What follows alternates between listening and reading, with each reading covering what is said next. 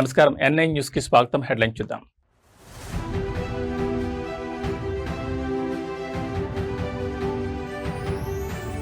నాదెండ్ల బ్రహ్మం Chowdary reception వేడుకలో కోలాహలం. ముఖ్య అతిథిగా విచ్చేసిన సీఎం చంద్రబాబు.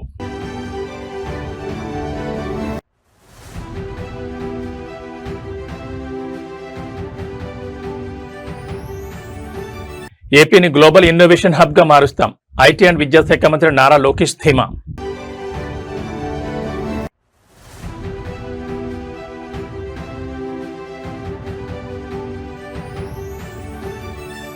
తెలంగాణ టూరిజానికి నయా look. CM Revanth Reddy mega master plan.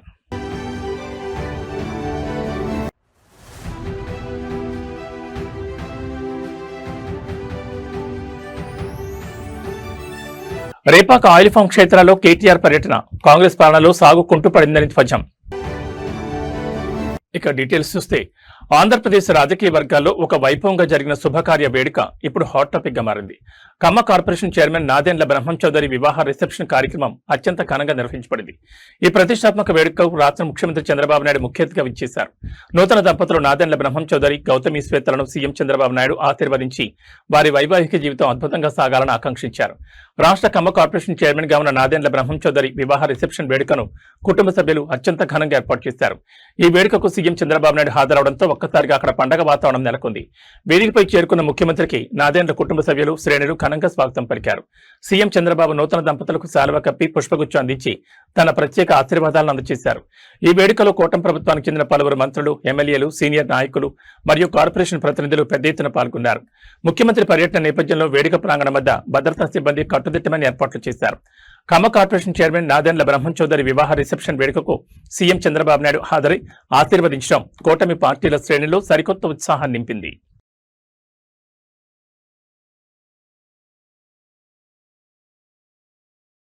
Andhra Pradesh రాష్ట్రంలో అటు పారిశ్రామిక రంగాన్ని, ఇటు విద్యా వ్యవస్థను సరికొత్త పట్టాలెక్కించే వ్యూహాత్మక ప్రణాళికలతో ఐటీ విద్యాశాఖ మంత్రి నారా లోకేష్ దూసుకుపోతున్నారు.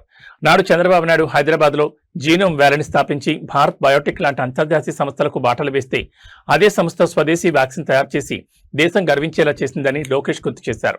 గత 5 ఏళ్ల పాలనలో పూర్తిగా దెబ్బతిన్న ఆ ఇన్నోవేషన్ ఎకోసిస్టమ్ను మళ్లీ ట్రాక్లోకి తెచ్చి ఏపీని గ్లోబల్ ఇన్నోవేషన్ హబ్ గా మారుస్తామని ఆయన సంచలన ప్రకటన చేశారు.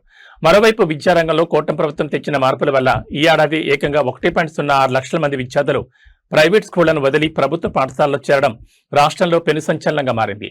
ఆంధ్రప్రదేశ్ భవిష్యత్ సరికొత్త సాంకేతిక ఆవిష్కరణతో ముడిపడి ఉందనే లక్ష్యంతో మంత్రి నారా లోకేష్ కార్యాచరణ సిద్ధం చేస్తున్నారు.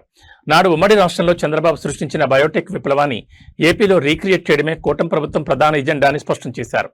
ఇదే సమయంలో ప్రభుత్వ పాఠశాలలో విద్యా ప్రమాణాల మెరుగుదలకు తీసుకుంటున్న చర్యలు క్షేత్రస్థాయిలో అద్భుతమైన ఫలితాలను ఇస్తున్నాయి. కేవలం ఈ ఒక్క విద్యా సంవత్సరంలోనే 1,06,000 మందికి పైగా విద్యార్థులు కార్పొరేట్, ప్రైవేట్ పాఠశాలల నుంచి ప్రభుత్వ పాఠశాలల వైపు మొగ్గు చూపడం ప్రభుత్వ పాలనకు నిదర్శనంగా నిలిచింది. ప్రభుత్వ పాఠశాలల్లో చదివే పేద విద్యార్థులకు కేవలం పుస్తకాలకే పరిమితం కాకుండా అధునాతన టెక్నాలజీ, సైన్స్ సెంటర్ల ద్వారా ప్రాక్టికల్ లెర్నింగ్ మరియు గ్లోబల్ నైపుణ్యాలను అందిస్తున్నట్లు మంత్రి లోకేష్ వెల్లడించారు. So after COVID, they have seen how important it is to have a vaccine manufacturing plant. అలాంటి డైలాగ్ ఏమన్నా డిస్కషన్ ఏమన్నా ఒక వ్యాక్సిన్ మ్యానుఫ్యాక్చరింగ్ హబ్ ఏదైనా క్రియేట్ చేయడానికి ఏదైనా డిస్కషన్ ప్లానింగ్ ఏదైనా ఉందా? ఇక్కడ నేను చూసింది ఏంటంటే ఫ్రమ్ మిడిల్ స్కూల్ ఆన్వర్డ్స్ మనకి స్కూల్ ఎక్స్కర్షన్స్ వస్తాయి. Kids will come to different platforms of education. So వాళ్ళకి ఒక ఎక్స్పోజర్ ఇస్తారు. It can be IT, it can be science, or it can be semiconductor, electronics.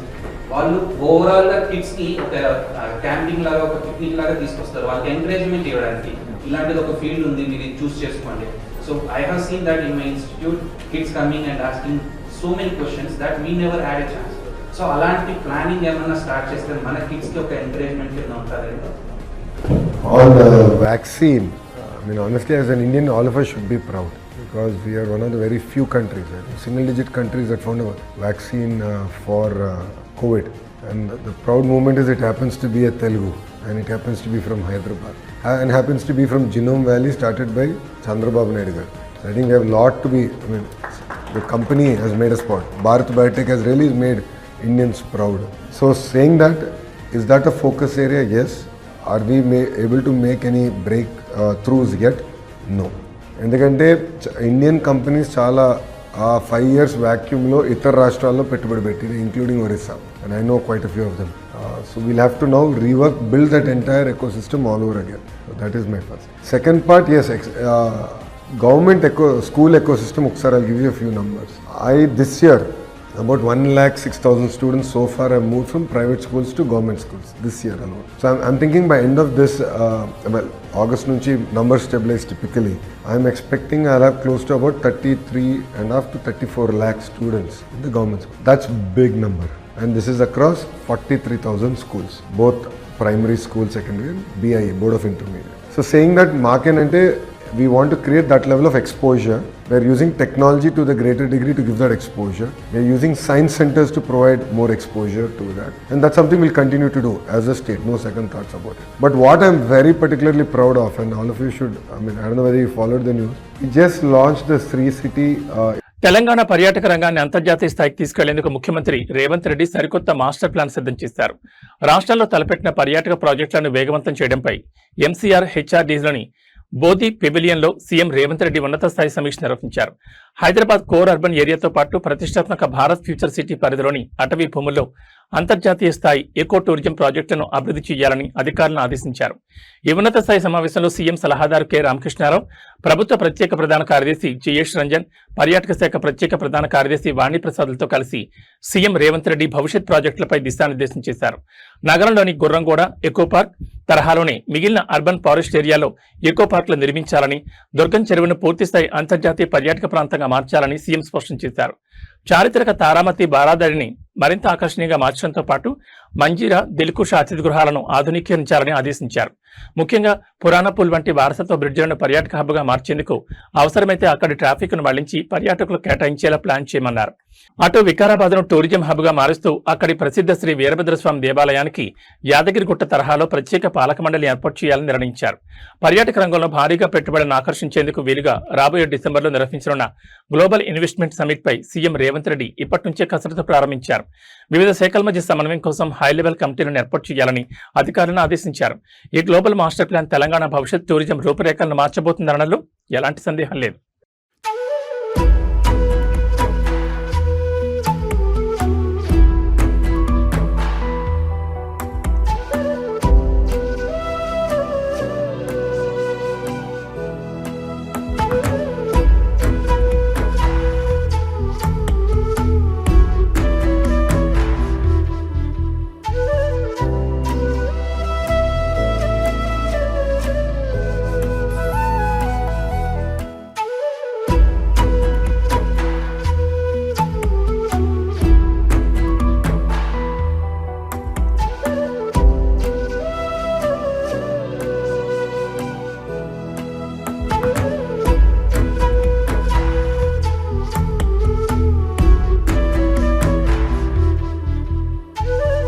Telangana రాజకీయాల్లో ఇప్పుడు ఆయిల్ ఫామ్ సాగు అంశం తీవ్ర దుమారం రేపుతోంది.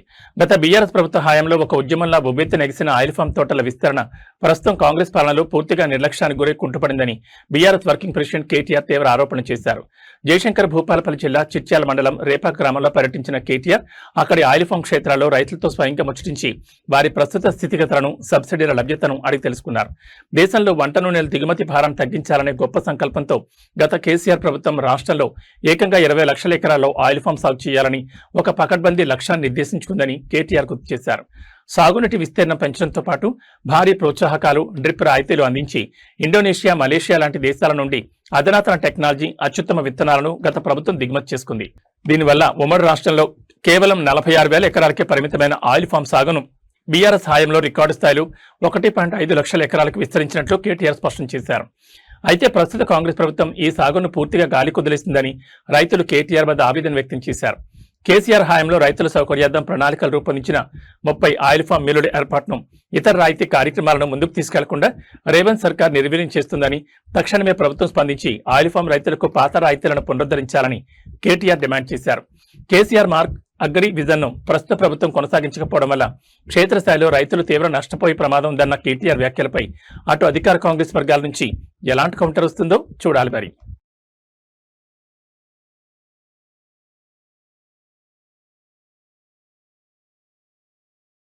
అంతర్జాతీయ వేదికలపై భారతదేశ ప్రతిష్టను మరో స్థాయికి తీసుకెళ్తూ ప్రధాని నరేంద్ర మోడీ ఇండోనేషియా పర్యటనలో సరికొత్త మైలురాయిని నమోదు చేశారు. ఇండోనేషియా రాజధాని జకార్తా చేరుకున్న ప్రధానికి అక్కడ అత్యంత వైభవంగా సైనిక బంధంతో కూడిన అధికారిక స్వాగత కార్యక్రమం నిర్వహించారు. అనంతరం జకార్తాలోని అత్యంత ప్రతిష్టాత్మకమైన ప్రెసిడెన్షియల్ ప్యాలెస్ ను ప్రధాని మోడీ సందర్శించారు. ఇండోనేషియా దేశ అత్యున్నత సాంస్కృతిక సంప్రదాయాన్ని గౌరవిస్తూ ఆ ప్యాలెస్ ప్రత్యేక గెస్ట్ బుక్ లో ప్రధాని మోడీ తన హృదయపూర్వక సందేశాన్ని లిఖించి సంతకం చేశారు. తూర్పు ఆసియా దేశాలతో సత్సంబంధాలను బలోపేతం చేసే వ్యూహాత్మక భాగస్వామ్యంలో భాగంగా ప్రధాని మోడీ జకార్తా పర్యటన అత్యంత ప్రాధాన్యతను సంతరించుకుంది. ప్రెసిడెన్షియల్ ప్యాలెస్ కు చేరుకున్న భారత ప్రధానికి ఇండోనేషియా అధ్యక్షుడితో పాటు అక్కడ ఉన్న ఉన్నతాధికారి యంత్రాంగం రెడ్ కార్పెట్ స్వాగతం పలికింది. ఇరు దేశాల ప్రాచీన సాంస్కృతిక బృందాన్ని గుర్తు చేసేలా సాగిన ఈ భేటీలో ప్యాలెస్ చారిత్రక గెస్ట్ బుక్ పై ప్రధాని మోడీ సంతకం చేయడం ప్రధాన ఆకర్షణగా నిలిచింది. రెండు దేశాల మధ్య వాణిజ్యం, భద్రత మరియు సాంస్కృతిక రంగాల్లో సంబంధాలను మరింత ఉన్నత శిఖరాలకు తీసుకెళ్లేలా తన సందేశాన్ని ప్రధాని అందులో లిఖించారు. ఈ చారిత్రాత్మక ఘట్టాన్ని అంతర్జాతీయ మీడియా ప్రతినిధులు పెద్ద ఎత్తున కవర్ చేశారు. ఇండోనేషియా ప్రెసిడెన్షియల్ ప్యాలెస్ లో లభించిన ఈ అపూర్వ గౌరవం భారత్, ఇండోనేషియా దేశాల మధ్య దశాబ్దాల నాటి స్నేహ బంధానికి నిలువెత్తు నిదర్శనంగా నిలిచింది. రాబోయే గంటల్లో ఇరు దేశాల మధ్య జరగబోయే ద్వైపాక్షిక ఒప్పందాల వివరాలు ఎలా ఉండబోతున్నాయో వేచి చూడాలి.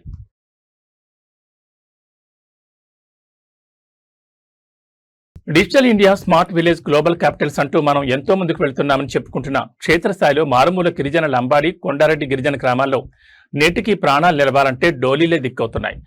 ఆంధ్రప్రదేశ్లోని పోలవరం జిల్లా పరిధిలో వెలుగు చూసిన ఒక దయనీయమైన ఘటనే దీనికి నిలువెత్తు నిదర్శనం. కోనవరం మండలం కొత్త కర్మానకొండ కొండారెడ్డి గిరిజన గ్రామానికి చెందిన సూట్రు సమ్మక్క ప్రియ అనే యువతి పాముకాటు గురై చావు బతుకుల మధ్య కొట్టుమిట్టాడుతుంటే కనీసం అంబులెన్స్ రావడానికి కూడా రోడ్డు మార్గం లేక 7 కిలోమీటర్లు డోలీలో మూసుకెళ్లిన దృశ్యాలు సామాన్యులను కన్నీరు పెట్టిస్తున్నాయి. ఇంకెన్నాళ్లు గిరిజన బిడ్డలకు ఈ డోలీ మోతలంటూ ముఖ్యమంత్రి చంద్రబాబు నాయుడు, డిప్యూటీ సీఎం పవన్ కళ్యాణ్లను సోషల్ మీడియా వేదికగా ప్రజలు నిలదీస్తున్నారు. కొత్త కర్మానకొండ గ్రామానికి చెందిన గిరిజన యువతి సూట్రు సమ్మక్క ప్రియ సోమవారం ప్రమాదవశాత్తు పాముకాటు గురైంది. విషయం వంటికి పాకుతుండటంతో ఆమె ప్రాణాలు కోల్పోయే పరిస్థితి వచ్చింది. వెంటనే ఆసుపత్రికి తరలించేందుకు కుటుంబ సభ్యులు ప్రయత్నించినా ఆ కొండ ప్రాంతం నుండి కిందికి రావడానికి ఎలాంటి రోడ్డు సదుపాయం లేదు. దీంతో విధిలేని పరిస్థితుల్లో బంధువులు ఒక కర్రకు దుప్పటి కట్టి మంచం లాంటి తాత్కాలిక డోలీని సిద్ధం చేశారు. ప్రాణాలను గుప్పెట్లో పెట్టుకుని అడవి మార్గంలో రాళ్లు రప్పలతో కూడిన కొండల మీద నుంచి దాదాపు 7 కిలోమీటర్ల మేర ఆ యువతిని మోసుకుంటూ కిందకి తీసుకొచ్చారు. అక్కడి నుండి కోటూరు ప్రాథమిక ఆరోగ్య కేంద్రానికి తరలించి అత్యవసర వైద్యం అందించారు. సమయానికి డోల్లోనైనా తీసుకురాబట్టి ప్రాణాలు నిలిచాయని, అదే రాత్రిపూటో లేదా వర్షం పడే సమయం అయితే ఆ యువతి ప్రాణాలు గాల్లో కలిసిపోయావని స్థానికులు ఆవేదన వ్యక్తం చేస్తున్నారు.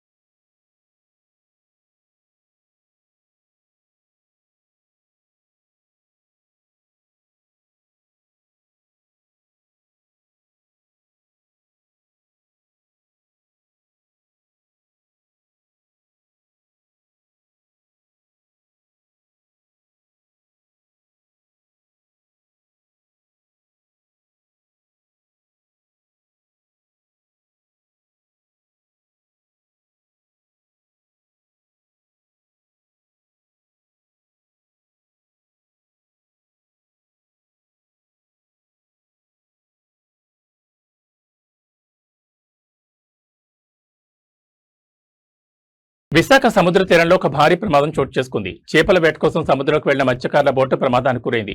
బోట్లో మొత్తం 7 మత్స్యకారులు ఉండగా సముద్రంలో సంభవించిన ఘోర ప్రమాదం కారణంగా 6 మత్స్యకారులు నీటిలో గల్లంతయ్యారు. తీరానికి దాదాపు 10 నాటికల్ మైళ్ల దూరంలో ఎగిసిపడిన ఒక భారీ అల ఢీకొట్టడంతో మత్స్యకారుల బోటు ఒక్కసారిగా సముద్రంలో తల్లకిదిలైంది. ఈ ప్రమాదంలో బోటు యజమాని చిన్న అనే మత్స్యకారుడు అద్భుతంగా ప్రాణాలతో బయటపడగా మిగిలిన 6 ఆచూకీ ఇంకా లభ్యం కాలేదు. గల్లంతైన వారి కోసం నేవీ హెలికాప్టర్లు రంగంలో దిగాయి. విశాఖ షిప్పింగ్ హార్బర్ నుంచి 7 మత్స్యకారులు ఒకే బోట్లో వేటకు బయలుదేరారు. తీరానికి 10 నాటికల మైళ్ళ దూరంలో వెళ్లాక సముద్రం ఒక్కసారిగా ఉగ్రరూపం దాచింది. ఒక భారీ రాకాసియాల మత్స్యకారుల బోట్ను బలంగా ఢీకొట్టడంతో అది నీటిలో మునిగిపోయింది. ఈ క్రమంలో బోటు యజమాని చిన్న సముద్రంలో కొట్టుకుపోతూ అక్కడ ఆగి ఉన్న ఒక భారీ నౌక యాంకర్ గొలుసును గట్టిగా పట్టుకుని ప్రాణాల కోసం కేకలు వేశాడు. చిన్న అరుపులు విన్న సదరు నౌక సిబ్బంది తక్షణమే స్పందించి లైఫ్ జాకెట్ విసిరి అతన్ని పైకి లాగి రక్షించారు. సమాచారం అందుకున్న ఇండియన్ నేవీ అధికారులు ఐఎన్ఎస్ దేగా నుంచి ప్రత్యేక హెలికాప్టర్ ద్వారా చిన్నాను ఎయిర్ లిఫ్ట్ చేసి ప్రాథమిక చికిత్స నిమిత్తం విశాఖపట్నం ఆసుపత్రికి తరలించారు. ప్రస్తుతం అతని పరిస్థితి నిలకడగా ఉన్నట్లు సమాచారం. అయితే సముద్రంలో గల్లంతైన మిగతా 6 మత్స్యకారుల కోసం కోస్ట్ గార్డ్ నౌకలు, హెలికాప్టర్లు గాలింపు చర్యలను మరింత ముమ్మరం చేశాయి.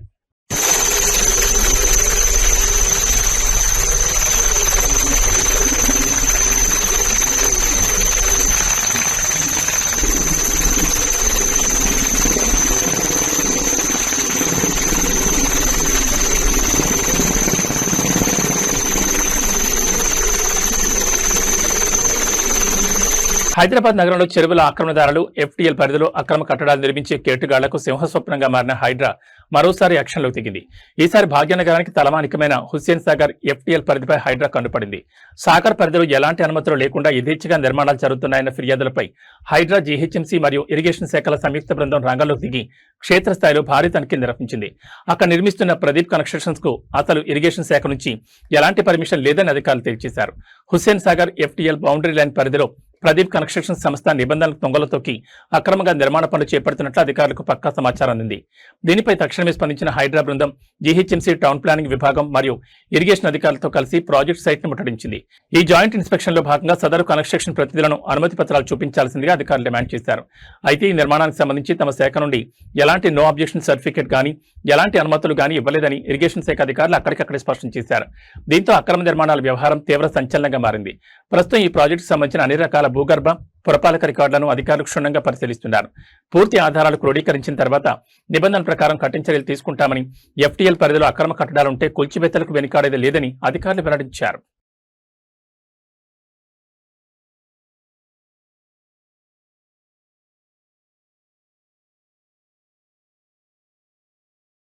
హైదరాబాద్ మెట్రోలో ప్రయాణించే వారికి alert. Smart city digital ticketing పేరిట మెట్రో యాజమాన్యం తీసుకుంటున్న కొన్ని కఠిన నిర్ణయాలు ఇప్పుడు సామాన్య ప్రయాణికుల పాలిట శాపంగా మారుతున్నాయి. హైదరాబాద్ మెట్రో టికెట్ వ్యవస్థను పూర్తిగా డిజిటల్ వైపు మారుస్తుండటంతో క్షేత్రస్థాయిలో ప్రయాణికులు తీవ్ర ఇబ్బందులు ఎదుర్కొంటున్నారు. నగరంలోని అత్యంత కీలకమైన అమీర్పేట్ ప్రధాన మెట్రో స్టేషన్లో మాన్యువల్ టికెట్ కౌంటర్లను అధికారులు పూర్తిగా మూసేశారు. కేవలం ఆటోమేటిక్ టికెట్ వెండింగ్ మిషన్ల ద్వారానే టోకెన్లు, టికెట్లు జారీ చేస్తుండటంతో మెట్రో స్టేషన్లలో తీవ్ర గందరగోళం నెలకొంది. హైదరాబాద్ మెట్రో రైళ్లలో ప్రతిరోజు లక్షలాది మంది ప్రయాణికులు రాకపోకలు సాగిస్తుంటారు. అయితే క్యాష్లెస్ డిజిటల్ లావాదేవీలను ప్రోత్సహించే నెపంతో మెట్రో యాజమాన్యం మాన్యువల్ కౌంటర్లకు తాళాలు వేస్తోంది. కేవలం మిషన్ల ద్వారానే టికెట్లు తీసుకోవాలని నిబంధనలు పెట్టడంతో టెక్నాలజీపై కనీస అవగాహన లేని వారు, ముఖ్యంగా గ్రామీణ ప్రాంతాల నుంచి వచ్చేవారు, వృద్ధులు అమీర్పేట్ లాంటి పెద్ద స్టేషన్లలో ఎటు వెళ్లాలో తెలియక తలలు పట్టుకుంటున్నారు. టీవీఎం మిషన్ల దగ్గర సాంకేతిక సమస్యలు వచ్చినప్పుడు గంటల తరబడి క్యూ లైన్లో నిలబడాల్సి వస్తుందని ప్రయాణికులు వాపోతున్నారు. కేవలం అమీర్పేట్ మాత్రమే కాకుండా నగరంలోని అత్యంత రద్దీ ప్రాంతాలైన అమీర్పేట్, మియాపూర్, ఎంజీబీఎస్, సికింద్రాబాద్ మరియు రాయదుర్గం లాంటి టాప్ 5 ప్రధాన స్టేషన్లో ఖచ్చితంగా మాన్యువల్ టికెట్ కౌంటర్లను పునరుద్ధరించాలని ప్రయాణికులు డిమాండ్ చేస్తున్నారు. డిజిటల్ వాడకం మంచిదే అయినా ప్రయాణికులందరినీ ఒకే తాటిపై చూడడం సరికాదని, నగదు రూపంలో టికెట్లు ఇచ్చే కౌంటర్లు కూడా అందుబాటులో ఉంచాలని మెట్రో అధికారులను కోరుతున్నారు. టాలీవుడ్ చందమామ కాజల్ అగర్వాల్ రూటే వేరు. స్టార్ హీరోల సరసన దశాబ్దానికి పైగా టాప్ హీరోయిన్ గా వెలిగిన ఈ బ్యూటీ పెళ్లి చేసుకుని తల్లైన తర్వాత కూడా వరుస ప్రాజెక్టులతో అలరిస్తోంది. అయితే సెకండ్ ఇన్నింగ్స్ లో కథల ఎంపికపై కాజల్ ఇవాళ ఒక సంచలన విషయాన్ని పంచుకుంది. తాను తల్లైన తర్వాత సినిమాల ఎంపికలో బాధ్యత మరింత పెరిగిందని, తన కొడుకు నీల్ కిచ్చులు థియేటర్లో చూసి గర్వపడేలాంటి అద్భుతమైన పాత్రలను ఎంచుకుంటున్నానని స్పష్టం చేసింది. బాలీవుడ్ దర్శకుడు నితీష్ తివారీ కాంబినేషన్లో రణబీర్ కపూర్, సాయి పల్లవి, కన్నడ స్టార్ యష్ ప్రధాన పాత్రలో అత్యంత భారీ బడ్జెట్తో రామాయణ చిత్రం రూపొందుతోంది. ఈ చిత్రంలో రావణుడి భార్య అయిన మండోదరి పాత్రలో కాజల్ అగర్వాల్ నటిస్తోంది. కాజల్ మాట్లాడుతూ తన కొడుకు నీల్కు రామాయణం అంటే అమితమైన ఇష్టమని, ఇంట్లో రోజు రామ్లీలా డ్రామాలు కూడా వేస్తూ ఉంటాడని సరదాగా చెప్పుకొచ్చింది. అందువల్లే తాను మండోదరిగా నటిస్తున్న విషయం చెప్పగానే వాడు ఎంతో ఎగ్జైట్ అయ్యాడని పేర్కొంది. నీల్ థియేటర్కు వెళ్లి పెద్ద స్క్రీన్ మీద చూడబోయే మొదటి సినిమా తన రామాయణ చిత్రమేనని కాజల్ గర్వంగా వెల్లడించింది. ఇకపై కేవలం గ్లామర్ పాత్రలకే పరిమితం కాకుండా సమాజం పట్ల, తన కుటుంబం పట్ల బాధ్యతాయుతంగా ఉండే క్యారెక్టర్స్ చేయడానికి తాను ప్రాధాన్యమిస్తున్నట్లు చందమామ కాజల్ స్పష్టం చేసింది. And I feel like I'm at the stage of my life where I want to do impactful stuff like that. I want to do films which will make me proud, and more than anything, make my son really proud of me. So that's what matters to me. You said that. I want to know what is one film when he grows up. He's too young right now. When he grows up, the first film that you want him to watch, what would that film be? Ramayan. I was coming to that. 100%. He's such a fan. Yes? Oh my God. रोज शाम को रामलीला होती है मेरे घर पे. Oh, really? Every evening. You know, that is so interesting that you said that. Please tell us about the experience, working with Yash, because obviously you have a lot of scenes with that as well, with Ranbir, with of course, the entire crew, and creating this massive film. So we've only filmed part 1, and of course Lanka is lesser in that, and I am Mandodari, so my role is obviously very limited. But regardless of that, it's been wonderful. It's been an amazing experience to just be a part of something, a magnum opus, which is going to be a world film, world cinema, is a fantastic feeling. And I'm just really grateful that I'm a part of something which is so close to our hearts. Ramayan is har ghar ki kahani. Bilkul. Like, that is something we've grown up every Sunday watching on Doordarshan. So for me, it's something that's so important. Culturally, spiritually, all of that. I feel so connected with the story and with everything that we are doing that I'm over the moon. I'm particularly going to ask you about Yashish because, you're playing Mandodari. Tell me how that experience must be. Also watching the way we saw the looks, I really want to look forward to your look when they reveal it. And it has been interesting, right? And Yash has gotten a lot of love already for his thing. Tell me about that experience. Great. He's a wonderful actor. I've always admired his work. And it was amazing to work with him on this particular project. He's so invested in the film as well. So I just think it's really exciting for all of us. He's extremely professional and, of course, immensely talented. బంగారం వెండి కొనాలనుకునే వారికి ఇది ఒక అద్భుతమైన శుభవార్త. గత కొన్ని రోజులుగా ఆకాశమే హద్దుగా పెరుగుతూ వచ్చిన పసిడి ధరలకు ఒక్కసారిగా బ్రేకులు పడ్డాయి. హైదరాబాద్ బులియన్ మార్కెట్లో ఇవాళ బంగారం వెండి ధరలు భారీగా క్షీణించాయి. అంతర్జాతీయంగా వచ్చిన మార్పుల కారణంగా 24 క్యారెట్ల స్వచ్ఛమైన బంగారం ధర ఏకంగా 1,360 రూపాయలు తగ్గక అటు వెండి ధర కూడా ఊహించని విధంగా దిగొచ్చింది. 2 రోజుల్లోనే కిలో వెండిపై ఏకంగా 15,000 పతనం కావడం మార్కెట్ వర్గాలను ఆశ్చర్యపరుస్తోంది. ఇవాల్టి బులియన్ మార్కెట్ ట్రేడింగ్ ముగిసే సమయానికి 24 క్యారెట్ల 10 గ్రాముల బంగారం ధర 1,360 రూపాయలు తగ్గి 1,45,260 వద్ద ట్రేడ్ అవుతోంది. అలాగే సామాన్యులు ఎక్కువగా కొనుగోలు చేసే ఆభరణాల తయారీకి వాడే 22 క్యారెట్ల 10 గ్రాముల బంగారం ధర కూడా 1,250 రూపాయలు పతనమై 1,33,150కి చేరింది. బంగారం ధరలతో పాటే వెండి కూడా భారీగా వెనక్కి తగ్గింది. ఇవాళ ఒక్కరోజే కిలో వెండి ధర 5,000 క్షీణించి 2,45,000 వద్ద స్థిరపడింది. గత 2 రోజుల్లోనే కిలో వెండిపై ఏకంగా 15,000 వరకు తగ్గడం వల్ల కొనుగోలుదారులు షోరూంల వైపు అడుగులు వేస్తున్నారు. అయితే తెలుగు రాష్ట్రాల్లోని వివిధ నగరాలైన హైదరాబాద్, విజయవాడ, విశాఖపట్నంలో స్థానిక పన్నులు, రవాణా ఖర్చులను బట్టి ఈ ధరల్లో స్వల్ప తేడాలు ఉండొచ్చని బులియన్ మార్కెట్ నిపుణులు చెబుతున్నారు. తెలంగాణ వాతావరణం ఇప్పుడు జనాలకు, ముఖ్యంగా అన్నదాతలకు పెద్ద పరీక్షగా మారింది. ఆకాశంలో దట్టమైన మబ్బులు చూసి మురిసిపోయే లోపే అవి కాస్త ఒక్కసారిగా మాయమైపోతున్నాయి. గడిచిన వారం రోజులుగా రాష్ట్ర వ్యాప్తంగా ఇదే సీన్ రిపీట్ అవుతుండటంతో ప్రజల్లో తీవ్ర ఆందోళన మొదలైంది. వాతావరణ నిపుణుల తాజా అంచనాల ప్రకారం ఇవాళ కూడా రాష్ట్రంలో పెద్దగా భారీ వర్షాలు కురిసే అవకాశం లేదు. అక్కడక్కడ కేవలం మోస్తరు జల్లులు మాత్రమే పడతాయని తెలుస్తోంది. తెలంగాణలోని మెజార్టీ జిల్లాల్లో వాతావరణం విచిత్రంగా మారుతోంది. ఉదయాన్నే దట్టమైన మేఘాలు కమ్ముకోవడం, తీరా వర్షం పడుతుందనుకునే లోపు బలమైన ఈదురుగాలులు వీచి ఆ మబ్బులన్నీ చెల్లాచెదరైపోతున్నాయి. ఇవాళ కూడా రాష్ట్ర వ్యాప్తంగా ఇదే పరిస్థితి ఉంటుందని, కేవలం 1-2 చోట్ల స్వల్పంగా ఓ మోస్తరు వర్షాలు పడొచ్చని వాతావరణ కేంద్రం తెలిపింది. అయితే భాగ్యనగర వాసులకు మాత్రం కాస్త ఉపశమనం లభించనుంది. హైదరాబాద్ పరిసర ప్రాంతాల్లో సాయంత్రం వేళ ఆకస్మికంగా ఆకాశం మేఘావృతమై కొన్ని జల్లులు పడే అవకాశం ఉందని నిపుణులు పేర్కొన్నారు. కానీ జిల్లాల్లో పరిస్థితి చూస్తే ఆందోళనకరంగా ఉంది. జూలై మాసం నడుస్తున్న ఆశించిన స్థాయిలో వర్షాలు పడకపోవడంతో చెరువులు, కుంటలు, ప్రాజెక్టులో నీటి మట్టాలు అడుగంటున్నాయి. ఫలితంగా ఈసారి రాష్ట్రంలో అటు సాగునీటికి, ఇటు తాగునీటికి తీవ్ర ఇబ్బందులు తప్పేలా లేవని క్షేత్రస్థాయి నివేదికలు హెచ్చరిస్తున్నాయి. వర్షాలు లేక ఇప్పటికే విత్తనాలు వేసిన రైతులు ఆకాశం వైపు దీనంగా ఎదురుచూస్తున్నారు. రుతుపవనాల కదలికల్లో వచ్చిన మార్పుల వల్లే ఈ పొడి వాతావరణం ఏర్పడిందని తెలుస్తోంది. మరి రాబోయే రోజుల్లో అయినా బంగాళాఖాతంలో ఏదైనా ద్రోణులు ఏర్పడి గట్టి వర్షాలు కురుస్తాయా లేదా అనేది చూడాలి. ఈ బులెటిన్ విశేషాలు. నమస్కారం.